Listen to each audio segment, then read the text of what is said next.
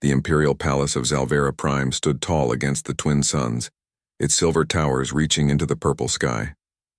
Inside the royal chambers, Lady Merexa held her newborn cub with trembling hands. The small creature was weak and barely moving. Its fur was dull gray instead of the bright silver that marked true Zalverian royalty. Its eyes would not open, and its breathing came in short, difficult gasps.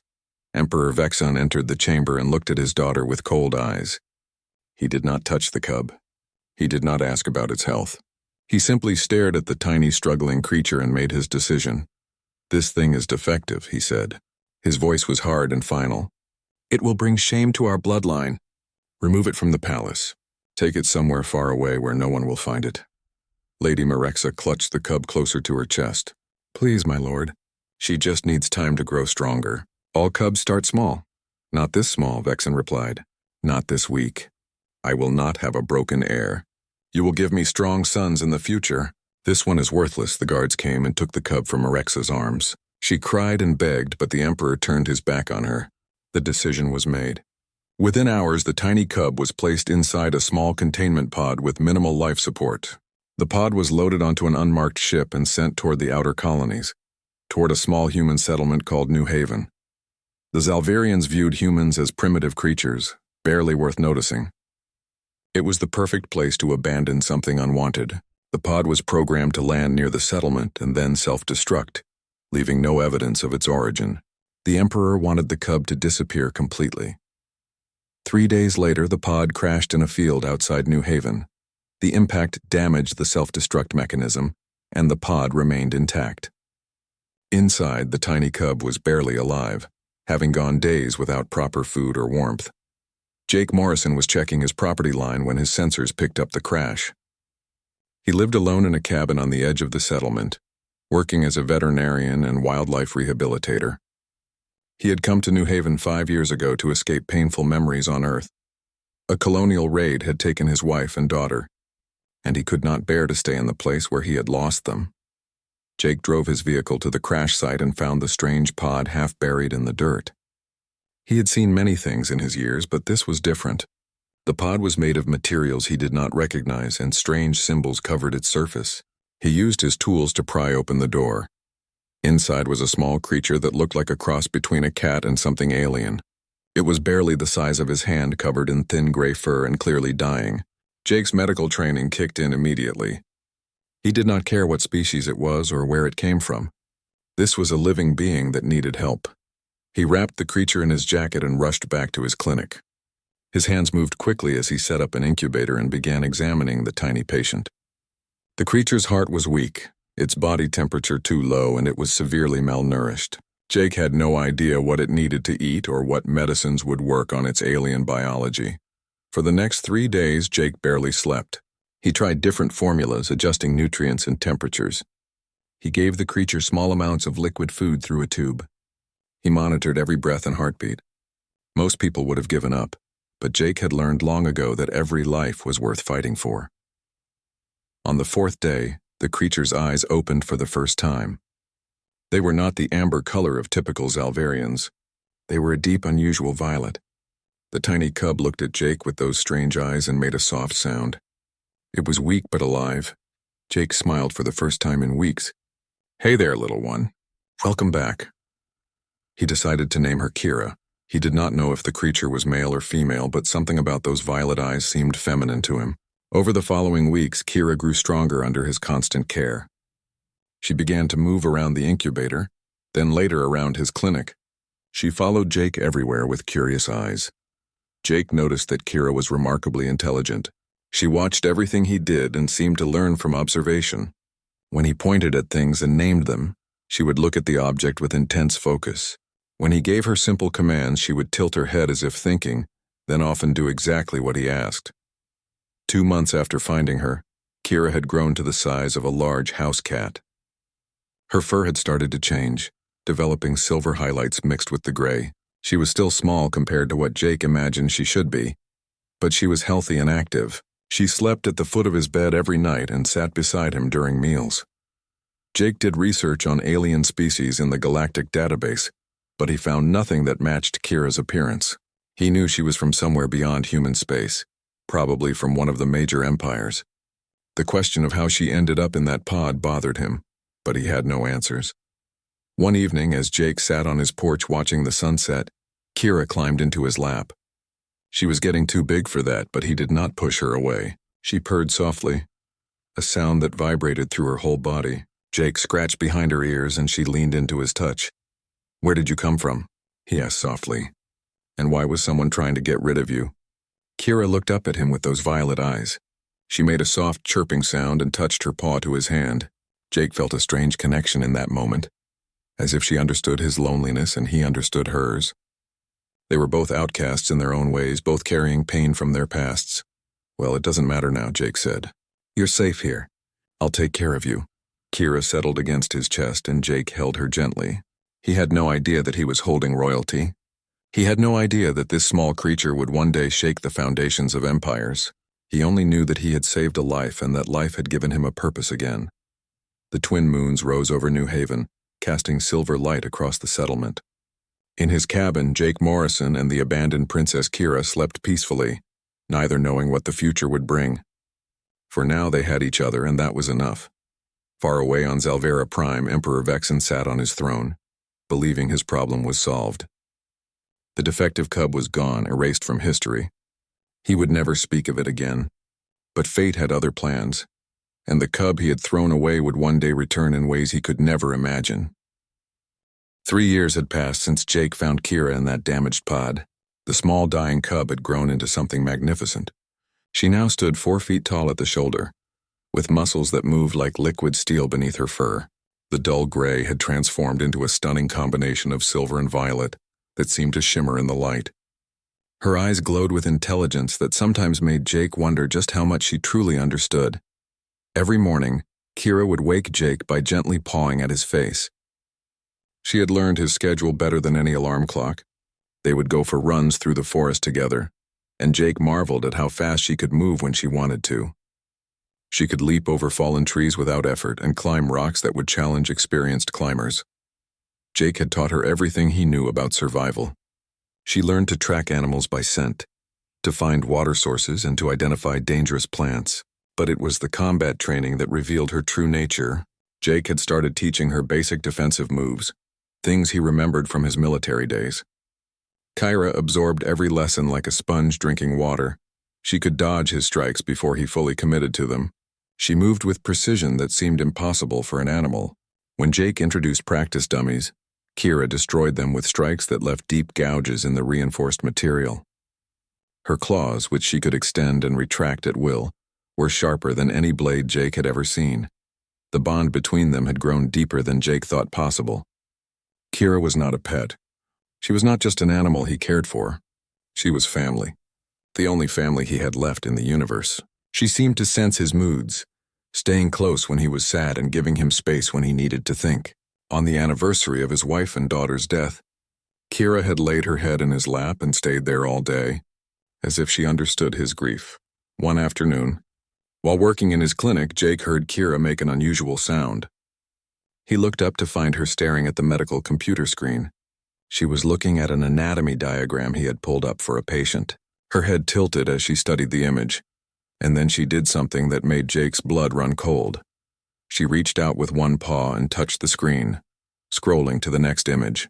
Then she looked at Jake and made a sound that was almost like speech. It was not quite a word, but it had structure and intent behind it. "Did you just try to talk?" Jake asked, his voice barely above a whisper. Kira's eyes met his, and she nodded. Actually nodded. Jake had seen her respond to yes or no questions before, but this felt different. This felt deliberate and aware. Over the following weeks, Jake started teaching her language more actively. He would point at objects and say their names. Kira would watch his mouth, studying how he formed the sounds. She could not speak yet.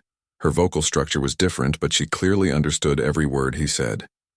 The peaceful routine shattered on a cold morning in early spring. A large ship descended from orbit and landed near the settlement.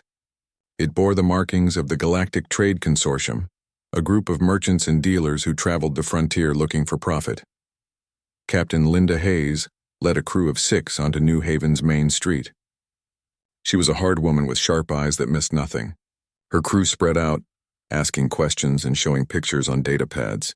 They were looking for rare animals, exotic creatures that could be sold to wealthy collectors. Someone in the settlement mentioned Jake's clinic and the strange creature he kept. Linda's interest was immediate. She took 3 crew members and headed straight for Jake's cabin. Jake was outside chopping wood when they arrived. Kira was nearby practicing the moves he had taught her. When she saw the strangers, she immediately moved to Jake's side, her body tense and ready. Linda stopped 10 feet away, her eyes locked on Kira. Jake saw recognition flash across her face, followed by greed. "That's a Zalverian," Linda said slowly. "A young one, but definitely Zalverian. Do you have any idea what that thing is worth?" "She's not a thing," Jake replied, his hand moving to the tool belt where he kept a small weapon. "And she's not for sale." "I wasn't asking to buy her," Linda said. She gestured to her crew and they spread out surrounding Jake and Kira.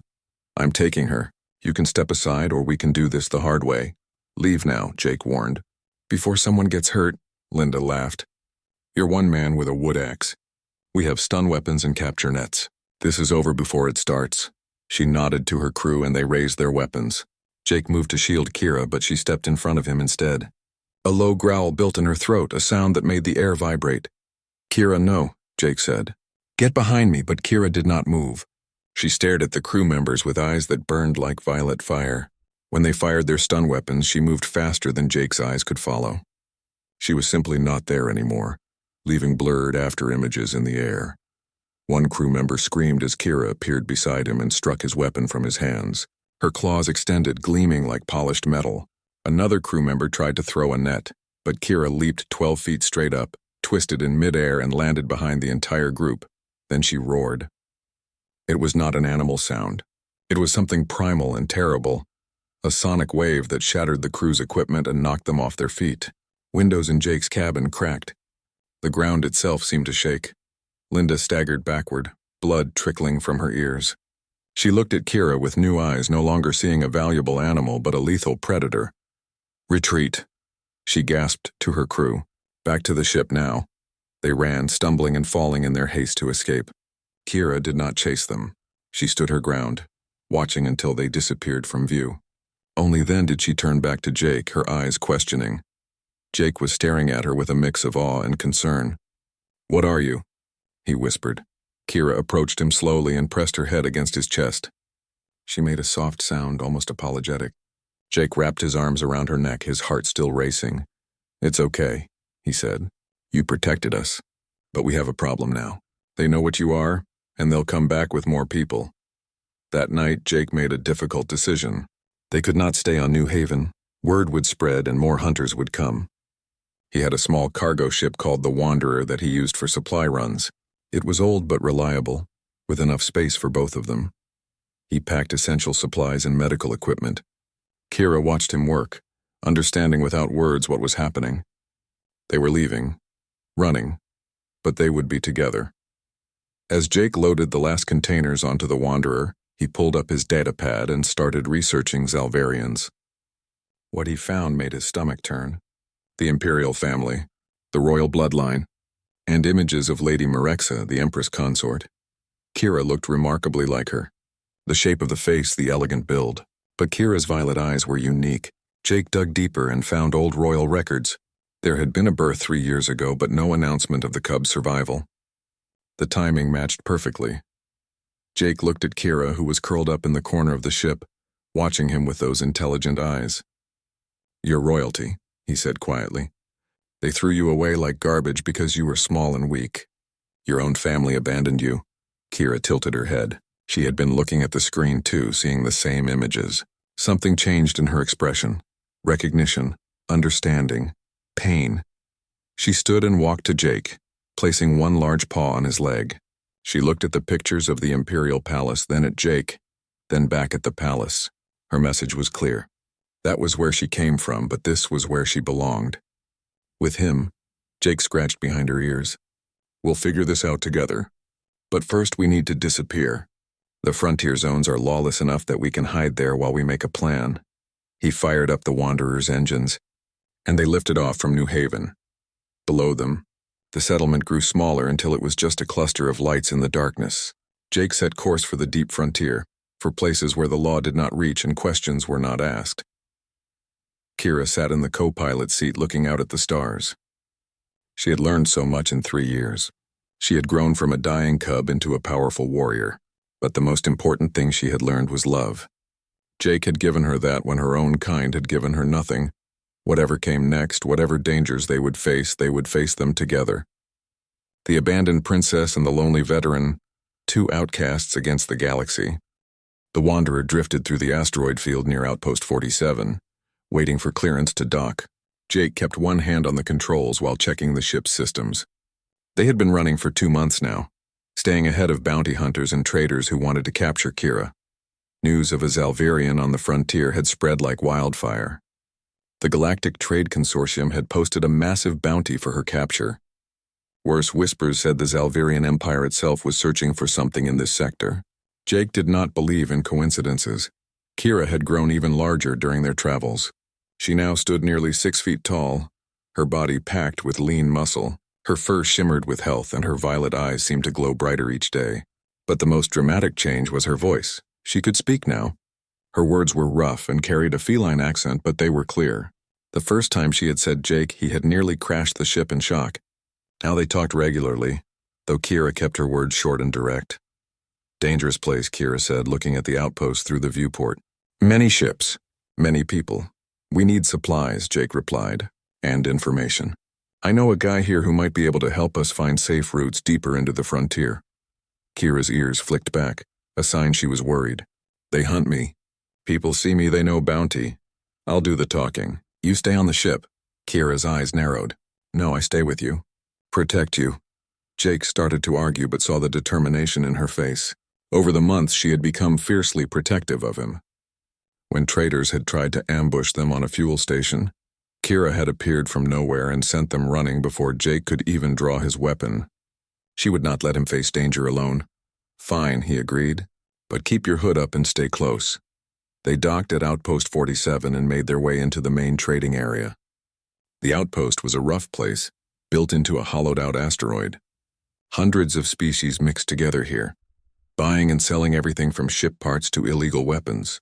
No one asked questions and everyone minded their own business. Kira wore a long cloak that hid most of her body, but she still drew stares. She was simply too large to hide completely. Jake kept his hand near his weapon and walked with purpose toward the bar where his contact usually worked.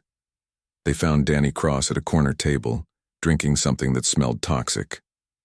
Danny was human, a smuggler who had run the frontier routes for 20 years. He looked up as they approached and his eyes widened when he saw Kira's face beneath the hood.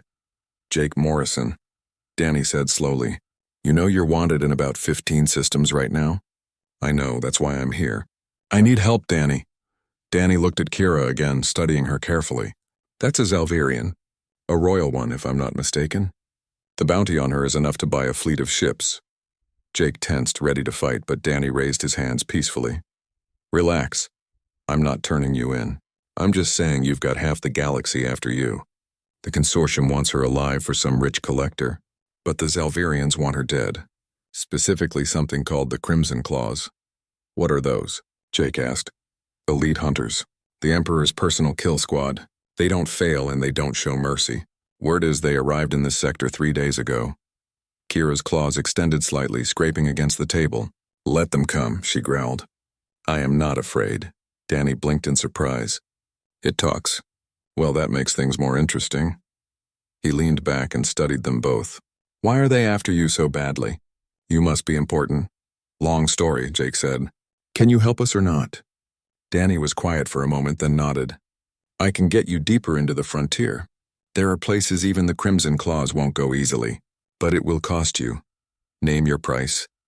I want to know the whole story. Who she is, why they want her dead. I need to know what I'm getting into. Jake and Danny talked for an hour while Kira listened. Jake told him everything. Finding the pod, raising Kira, discovering her royal heritage. Danny's expression grew more serious as the story unfolded. So the Emperor abandoned his own daughter because she looked weak, Danny said finally. And now she's grown strong, he wants to erase the evidence of his crime.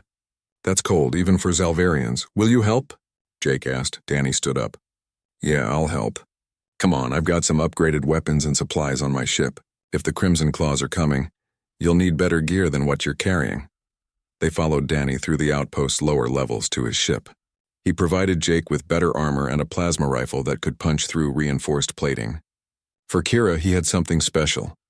Lightweight armor plates that would protect her vital areas without restricting her movement. As Kira tried on the armor, alarms began blaring throughout the outpost. Red lights flashed in the corridors. Unauthorized docking, a voice announced over the speakers. All personnel to defensive positions. Danny cursed and pulled up a security feed on his datapad. 3 unmarked ships had forced their way into the docking bays. Armed figures in black armor were pouring out, moving with deadly precision toward the main levels. Crimson Claws, Danny said. They found you. The lead hunter was a tall Zalvarian female with scars across her face and cold amber eyes. Commander Zara. She had been trained since birth to kill, and she had never failed a mission. The Emperor had given her simple orders. Find the defective princess and end her bloodline permanently. Zara led 12 of her best warriors through the outpost, following sensor readings that detected Zalvarian DNA. They moved like ghosts, silent and lethal. Anyone who got in their way was cut down without hesitation. We need to run, Danny said, reaching for his weapons. No, Kira said firmly. She stood tall, her new armor gleaming in the dim light. I am tired of running. They hunt me because they fear me. Time to show them why they should be afraid. Jake looked at her, seeing not the small cub he had saved, but a warrior ready for battle. Kira, there are too many of them. Then we fight together, she replied. Her eyes met his, filled with determination and something else. Trust. She trusted him completely, and she would not run anymore. Jake checked his rifle and nodded. All right, but we do this smart. Danny, can you seal the lower levels? Already on it, Danny said, working on a control panel. I'm locking down everything except Corridor 7. They'll have to come through there if they want to reach us. The 3 of them took positions in a large cargo bay. Jake and Danny set up behind cover while Kira stood in the open, waiting. She had learned tactics from Jake, but she had also learned something deeper. She had learned to trust her instincts, her speed, and her strength. The Crimson Claws entered Corridor 7 in perfect formation. They moved like a single organism, weapons ready. When they reached the cargo bay, they found Kira standing alone in the center of the room. Commander Zara stopped and studied her. So the little defect survived. The Emperor will be displeased. Your Emperor is a coward, Kira said, her voice clear and strong. He threw away his daughter. Now that daughter stands before you. Zara laughed, a harsh sound. You are no daughter of the Empire. You are a mistake raised by humans. You have forgotten what it means to be Zalvarian. I have learned what it means to be strong, Kira replied. Something your Emperor never understood. Zara's expression hardened. Kill her! The Crimson Claws attacked as one, but Kira was ready. She moved with speed that left blurred images in the air. Her claws extended to their full length, gleaming like silver death. The first warrior died before he could fire his weapon. The second lost her arm in a single strike. Jake and Danny provided covering fire from their positions, taking down warriors who tried to flank Kira. But this was Kira's fight. She moved through the Crimson Claws like a storm, her new abilities on full display. She could sense their attacks before they happened, some kind of psychic awareness that let her dodge shots that should have hit her. When she roared, the sonic wave shattered weapons and knocked warriors off their feet. Her strength was terrifying. She picked up a fully armored Zalvarian and threw him 20 feet into a wall. Commander Zara watched in growing shock as her elite unit fell apart. This was impossible. The defect had been weak and pathetic. How had she become this monster? 8 of her warriors were down. Only 4 remained standing, and they looked terrified. Zara had never seen Crimson Claws show fear before. Kira stood among the fallen, her armor scratched but intact. She was breathing hard, but her eyes burned with violet fire. Leave, she commanded. Tell your Emperor that his daughter lives. Tell him she is coming for him. Zara's pride would not let her retreat, but her survival instinct was stronger. She had lost. Completely and utterly lost. She grabbed her surviving warriors and pulled back, moving toward their ships. This isn't over, Zara called back. The Emperor will send everything he has to destroy you. Let him try, Kira replied. The Crimson Claws fled, leaving their dead behind.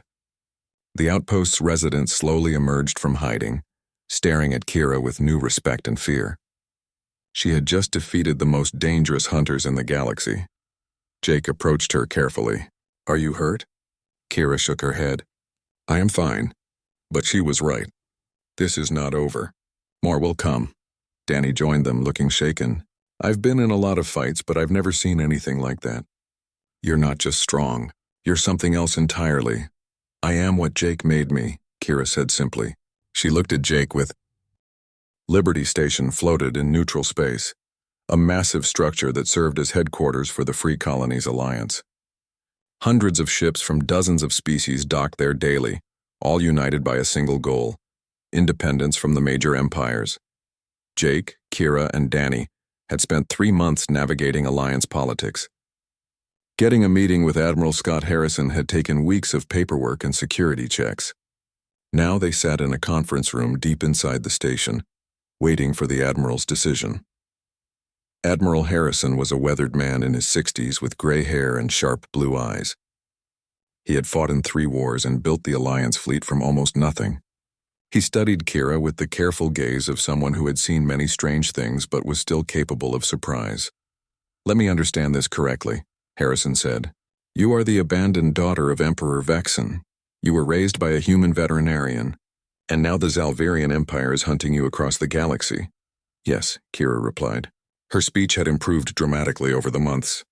She spoke with only a slight accent now, her voice strong and clear. "My father threw me away because I was weak.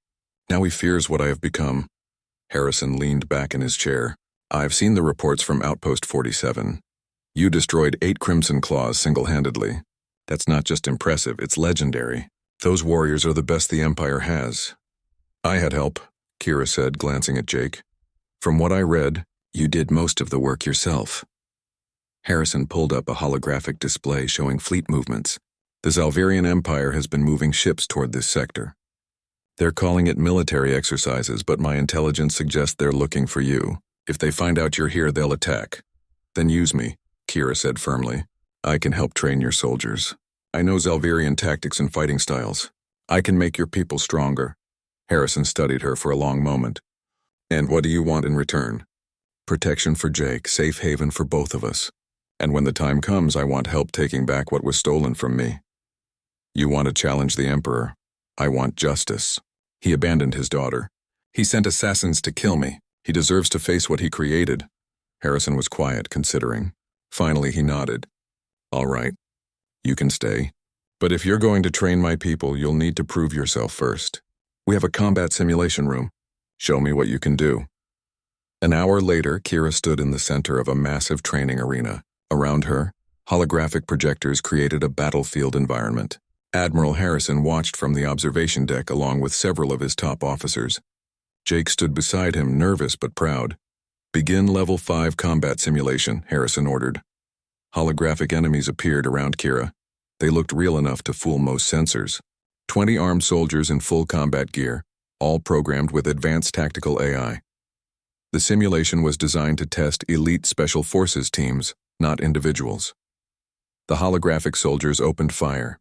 Kira moved like liquid lightning. She dodged the first volley of shots and closed the distance in seconds. Her claws extended and she tore through the holographic armor as if it were paper. 3 soldiers went down before the others could adjust their aim. She grabbed a rifle from a fallen enemy and used it with deadly accuracy, taking down 4 more soldiers while simultaneously fighting 2 others in close combat. Her movements were perfect, each strike efficient and brutal. There was no wasted motion, no hesitation. The remaining soldiers tried to surround her, but Kira leaped straight up, 15 feet into the air.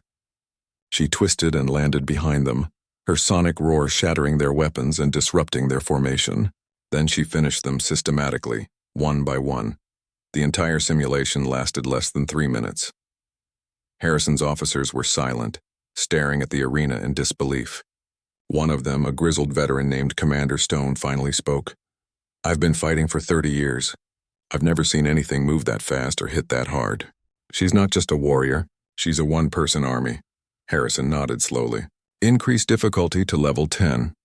"Sir," Stone protested, "level 10 is designed for full combat teams with vehicle support. No individual has ever passed it." "Do it," the simulation reset. This time 50 soldiers appeared. along with 2 armored vehicles and air support drones. It was overwhelming force designed to test complete military units. Kira did not hesitate. She analyzed the battlefield in seconds and made her move. She took out the air drones first, leaping and using their own weapons against them. Then she disabled the vehicles by tearing out their power cores with her bare claws. The soldiers fell next, unable to coordinate against her speed and ferocity. Level 10 took her 5 minutes. Harrison stood and walked down to the arena floor. Kira was breathing hard but showed no signs of serious fatigue. Her armor had taken some hits but held strong. "You're hired," Harrison said simply. "Starting tomorrow, you train our Special Forces units. But I have one condition." "What condition?" Kira asked. "You also train yourself. I want you working with our best instructors in tactics, strategy, and leadership. If you're going to face the Emperor eventually, you need to be more than just a fighter. You need to be a commander." Kira bowed her head slightly. "I accept."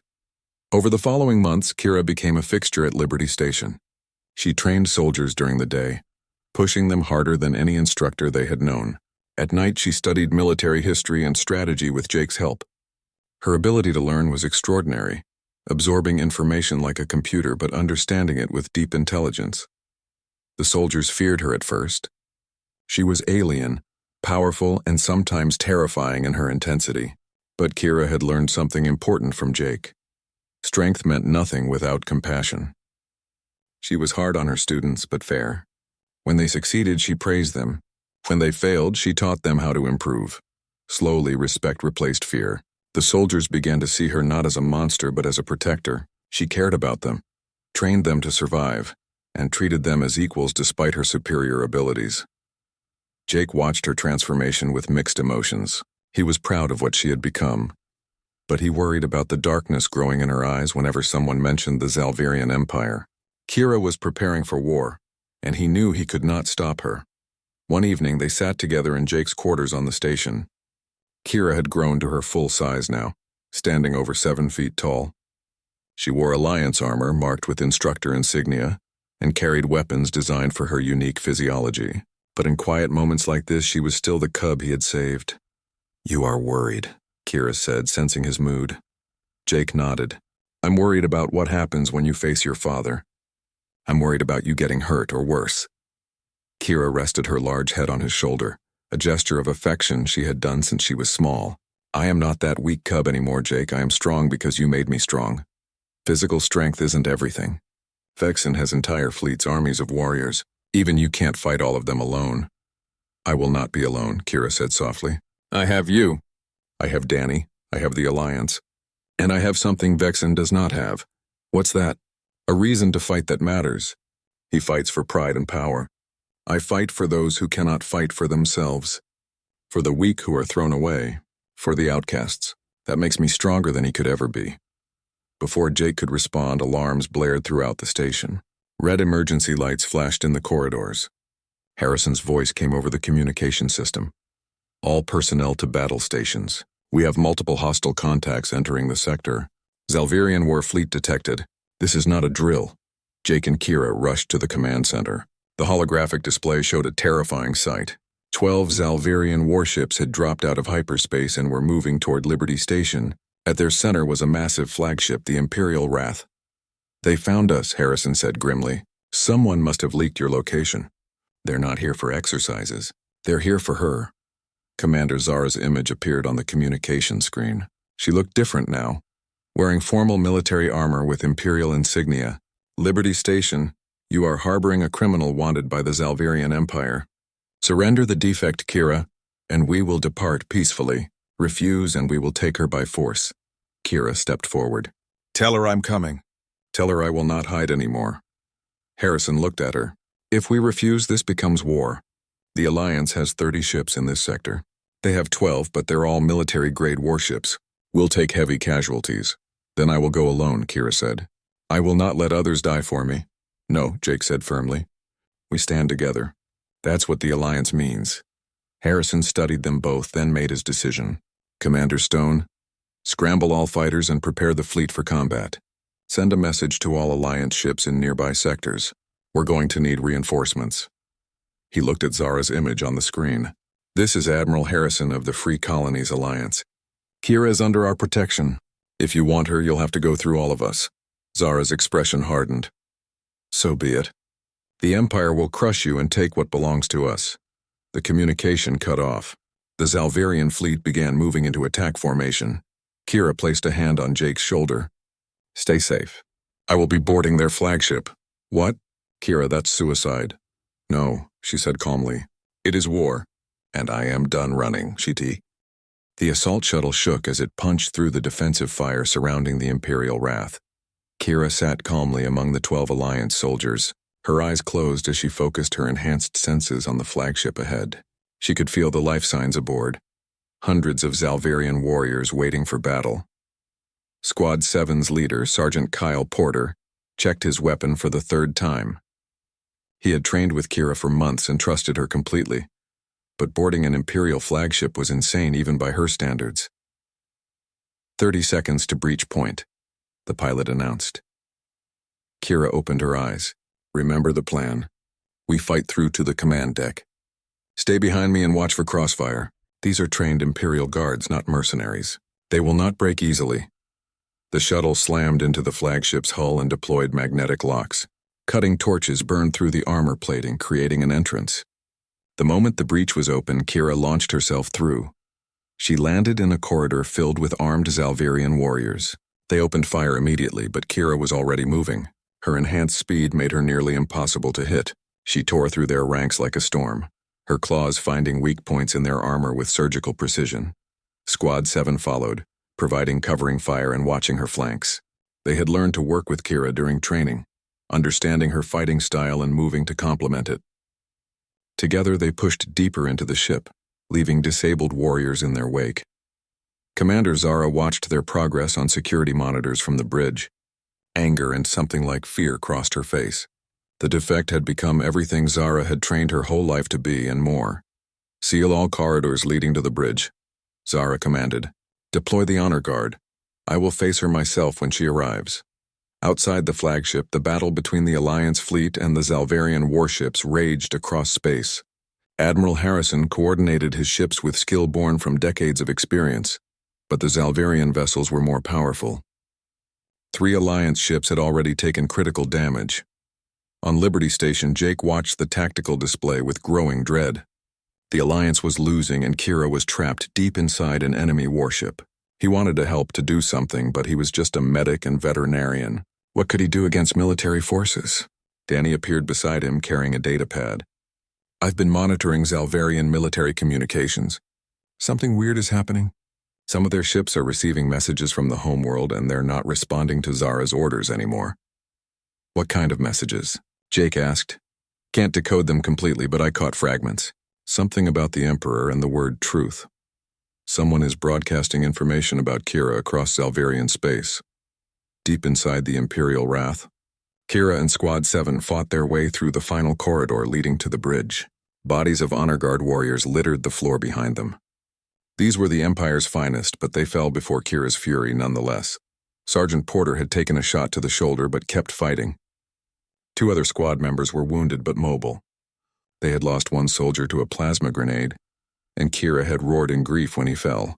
Each life mattered to her, every person under her protection. The bridge doors stood ahead, massive and reinforced. Kira placed her claws against the metal and focused. Her psychic abilities had grown stronger with each battle, and now she used them to sense the mechanisms inside the lock. With precise strikes, she disabled the security system and forced the doors open. Commander Zara waited inside with 20 warriors forming a protective wall. But behind them, Kira saw something unexpected. Lady Marexa stood there, her mother chained and guarded. Surprised? Zara asked. The Emperor sent her along as bait. He knew you might hesitate to fight with your mother present. Kira's eyes locked on Marexa. The Empress consort looked older, worn down by years of captivity and grief, but her eyes widened in recognition when she saw Kira.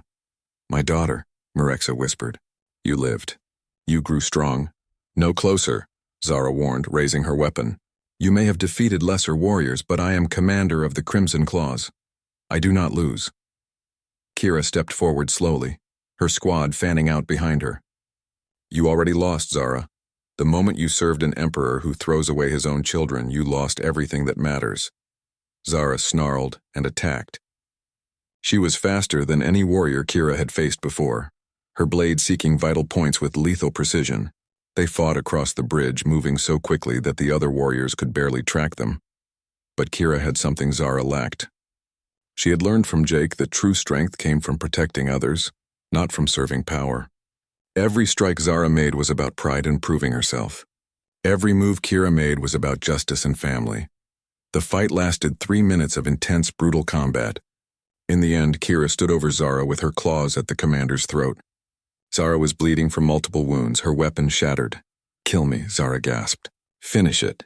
Kira looked at her mother, then back at Zara. She withdrew her claws. "No, you will live to see what comes next. You will witness the Empire change." She turned to the communication console and opened a broadcast channel. Her image appeared on every screen in the Zalvarian fleet, and through backdoor channels Danny had arranged on screens across Zalvarian space. "I am Kyra, daughter of Emperor Vexen and Lady Merexa," she began. "4 years ago I was abandoned because I was born weak and small. Left to die on a human world because I did not meet my father's standards of perfection." On Zalvera Prime in the Imperial Palace, Emperor Vexen watched the broadcast with growing horror. Around him, nobles and officials murmured in shock. "But I did not die," Kira continued. "I was saved by a human named Jake Morrison. He showed me love when my own kind showed only cruelty. He taught me strength when my father saw only weakness. I stand before you now, stronger than any warrior the Empire has produced because I learned what true power means." In the fleet, Zalvarian captains looked at each other uncertainly. Some had heard rumors about the abandoned princess, but seeing her now, magnificent and powerful, made those rumors real. "My father feared a weak cub would bring shame to his bloodline," Kira said. "But the only shame is his. He abandoned his daughter. He sent assassins to kill me. He chose pride over family. This is not strength. This is cowardice." Vexen stood from his throne, rage and fear mixing on his face. But he could not stop the broadcast. It was already spreading across every Zalvarian world. "I challenge Emperor Vexen under the ancient laws of succession," Kira declared. "Single combat for the throne. He cannot refuse without losing all honor. And when I defeat him, the Empire will change. We will no longer throw away those we deem imperfect. We will no longer conquer and destroy. We will learn what humanity taught me, that compassion is strength and love is power." The broadcast ended. Silence filled the bridge of the Imperial wrath. Then, slowly, the Zalvarian warriors began to lower their weapons. Some knelt before Kira. Others simply stood down, unwilling to fight against their own princess. Admiral Harrison's voice came through on the communication channel. "Kira, what just happened?" "The Zalvarian fleet is powering down weapons." "They are standing down," Kira replied. "The challenge has been issued. Emperor Vexen must face me or lose everything." Jake's voice joined the channel, thick with emotion. "You did it. You actually did it." "Not yet," Kira said. "The hardest part is still ahead." 3 days later, the combined fleet arrived at Zalvera Prime. News of Kira's challenge had spread across the Empire like wildfire. Millions of Zalvarians who had suffered under Vexen's harsh rule saw hope in the abandoned princess. Others remained loyal to the Emperor, creating a divide that threatened civil war. Vexen had no choice. To refuse the challenge would prove Kira's accusations of cowardice. He agreed to meet her in the traditional combat arena, an ancient amphitheater in the heart of the Imperial Palace. Jake stood in the preparation chamber with Kira as she readied herself for battle. She wore minimal armor following tradition. Her violet eyes were calm despite the magnitude of what she faced. "Are you afraid?" Jake asked. "Yes," Kira admitted. "But you taught me that courage is not the absence of fear. It is acting despite fear." Jake placed his hand on her shoulder. "I'm proud of you. Whatever happens in that arena, know that you've already changed the galaxy." Kira leaned down and touched her forehead to his, a gesture of deep affection among her people. "You changed me first. You saved a dying cub and raised her with love. Everything I am, everything I will become started with your kindness." The arena was filled with thousands of Zalvarians, nobles, and commoners alike. The entire galaxy watched through broadcasts. Emperor Vexen entered from the East Gate, wearing traditional combat armor and carrying ancient weapons. He looked older than Kira remembered from images, worn down by years of maintaining power through fear. Kira entered from the West Gate. She wore simple armor marked with both Zalvarian symbols and the insignia of the Free Colonies Alliance. She carried no weapons but her natural claws. The crowd gasped when they saw her, this magnificent warrior who bore both the marks of royalty and the strength of the frontier. "You should have stayed dead," Vexen said as they faced each other. "You should have been a father," Kira replied. They fought. Vexen was skilled, trained in combat since childhood, and